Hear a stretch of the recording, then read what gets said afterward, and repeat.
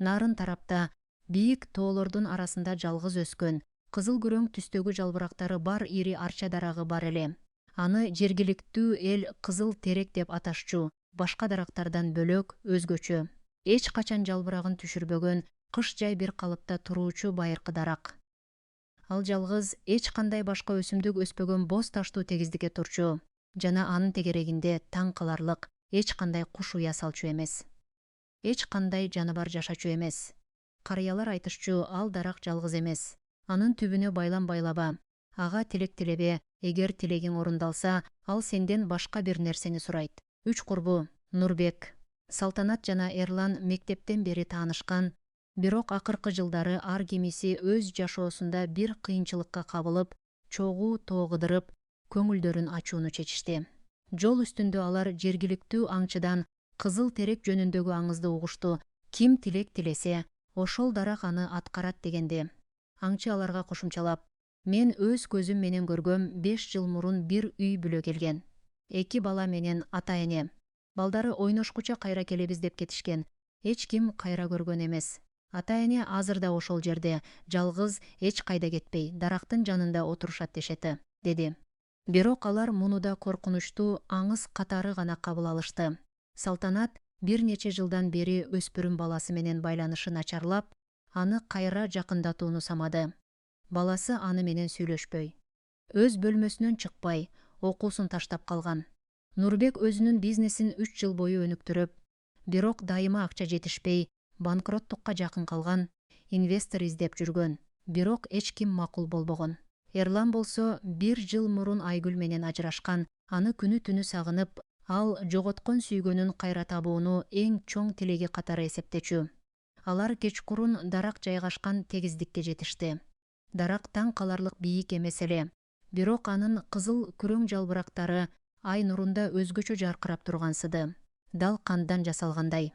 Салтанат биринчи болуп жакындады.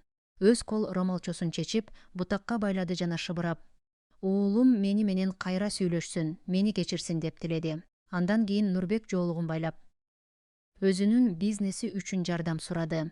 Эрлан акыры ал өзүнүн мойнундагы Айгүлдөн калган алтын чынжырчаны чечип, бутакка байлап, Айгүл менен кайра болушум керек деп тиледи. Ошол түнү алар жакынкы капчыгайдан жайлашты. От жагышты. Бирок эч ким уктай алган жок. Бир аз тынчсызданышкан, бирок себебин так түшүндүрө алышкан жок. Түн жарым ченде Салтанаттын телефонуна кабар келди. Бир нече жумадан бери сүйлөшпөй калган баласынан.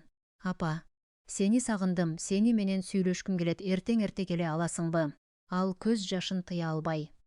Кубанычтан калтырап, эртеси эрте баласына жетишим керек деп, топтон бөлүнүп, таң агарары менен жалгыз жол тартты. Курбуларына мен өзүм эле жетем, кам санаба деп калтырды.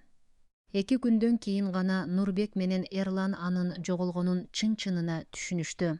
Алар Салтанаттын үй бүлөсүнө чалышканда, баласы эч кандай кабар жөнөткөн эмес экени, тескерисинче, апасынан кабар күтүп жатканы белгилүү болду. Алар үрөй учуп, кайра дарак жайгашкан жерге келип, издешти, эч ким жок. Жалгыз дарактын бутагында Салтанат байлаган ромолчо, бирок эми ал ак эмес. Кызгылт кара түскө боелгондой сезилди, дал канга чыланган сыяктуу. Нурбек муну байкап, балким кан деп айтууга үлгүрбөй, унчуктуу өзүнүн да ошол күнү эле жакшы кабар алганын эстеди. Телефонуна инвестор макул болдум, келишим түзөбүз, эртең кол коебуз деп жазган. Бирок ал бул кабарды дарактын жанында тургандан бир нече саат өткөндөн кийин алганын байкады. Эрлан да ошол эле күнү жоготкон сүйгөнүнөн, Айгүлдөн билдирүү алды. Мен ойлондум, кайра келгим келет.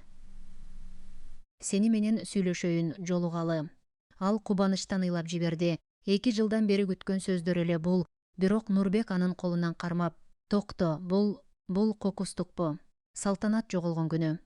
Экөөбүз тең өз тилегибиз аткарылып жатат, сага ишенимдүү болобу бул? Деп сурады. Алар экөө тең өз тилектеринин орундалып жатканын сезип, кубанычы менен коркуусу аралашып, бирок ушул эле учурда Салтанаттын жоголгонун унутушкан жок. Эрлан Айгүлгө жооп жазайын деп жатканда, Нурбек аны токтотту. Сал, биринчи Салтанатты табалы, андан кийин. Алар дарактын түбүн казышты, эч нерсе. Жалгыз калың тамырлары таш арасынан өтүп кеткен байыркы тамыр. Бирок дарактын жанындагы топуракта жаңы эмес, бир нече жыл мурункудай эски, чирип бараткан кездемелердин, буюмдардын калдыктарын, сааттар, шакектер, бир нече эски телефон, бир бала кийими тапты. Булардын баары мурда бул жерге келип тилек тилеген, бирок кайра кетпеген адамдардыкы болушу мүмкүн эле. Аңчынын айтканы эстеринде калды 5 жыл мурунку үй бүлө. Эрлан коркуп, ал эмне дегени эмне, бул жерге көп адам келгенби, жана эч ким кетпептирби? Нурбек ошондо түшүндү, дарак чын эле тилекти аткарат, бирок баасын өзү тандайт, адамдын өзүн. Ал жакшы кабарлар, Салтанатка келген баланын билдирүүсү, Эрланга келген Айгүлдүн билдирүүсү, Нурбекке келген инвестордун сунушу, булардын баары чын эмес. Дарактын өзү жараткан алдамчылык, адамдарды жайлоо, бирден өзүнө тартуу ыкмасы экенин түшүндү. Дарак адамдын эң терең каалоосун билип, аны жем катары колдонот, ошол каалоону орундатуу аркылуу адамды өзүнө жакындатат. Эрлан ошентсе да акылы менен эмес. Жүрөгү менен ойлонуп, Айгүлдүн билдирүүсүнө жооп жазып жиберди. Мен сени менен сүйлөшкүм келет, кайда жолугабыз? Ошол замат анын телефону өчтү. Жана ал өзү да кыймылсыз дарактын жанына жакындай баштады. Өзү билбестен сыртынан көрсө бир нерсе аны акырын тартып жаткандай, буттары өзүнөн өзү кадам таштап жаткандай. Нурбек аны кармап калды, күч менен артка тартты. Бирок Эрлан анын колунан бошонуп, Айгүл мени күтүп жатат деп кыйкырып, дарактын жанына жетип, бир бутагын кармады. Ошол замат ал жок болуп калды. Жалгыз анын кийими дарактын түбүнө жайылып түштү, дал буруп алгандай, ичинде эч нерсе жоктой. Нурбек эми жалгыз калзыды, коркуудан дене бою калтырап, эки досунан ажырап калганына ишене албай турду. Ал өзүнүн телефонуна дагы бир кабар келгенин көрдү. Инвестордон. Келишимди бекители, азыр бул жерге кел. Мен жакындамын. Ал муну ачканы жатып, өзүн токтотту колу калтырап.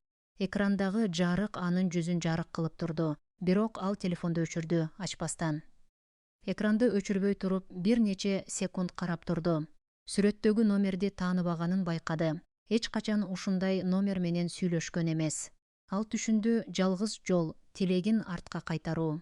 Ал дарактын жанына барып, өзүнүн байлаган кездемесин таап, аны чечип алды. Мен тилегимден баш тартам. Мага эч нерсе керек эмес сенден. Мага Салтанатты, Эрланды кайра бер. Мен бай болбосом да болот, жалгыз досторум керек. Дарак жооп берген жок, бирок анын жалбырактары биринчи жолу шамалсыз калтырап, жерге бир нече жалбырак түшө баштады. Ар бир жалбырак жерге тийгенде, бир аз кызыл суюктукка окшош тамчыга айланды. Топурак акырындык менен кызгылт түскө боело баштады. Нурбек коркуп, артка чегинди, бирок токтогон жок. Ал бардык байлам кездемелерди, тапкан эски буюмдарды дарактын түбүнөн чогултуп колтугуна алды. Булардын баарын кайра бер, сен эч кимге тийиштүү эмессиң. Бул адамдардын үй бүлөлөрү аларды күтүп жатышат. Ал буюмдарды бирден дарактын түбүнөн алып, жанындагы боз ташка тизип, ар биринин жанына кичине таш коюп. Дал белги катары. Дарактын жалбырактары дагы катуураак калтырады. Бир бутак сынгандай үн чыгарды. Бирок эч ким чыккан жок, эч ким кайтпады. Нурбек эч кандай натыйжа болбосун көрүп, акыры чарчап, дарактын алдында отуруп калды.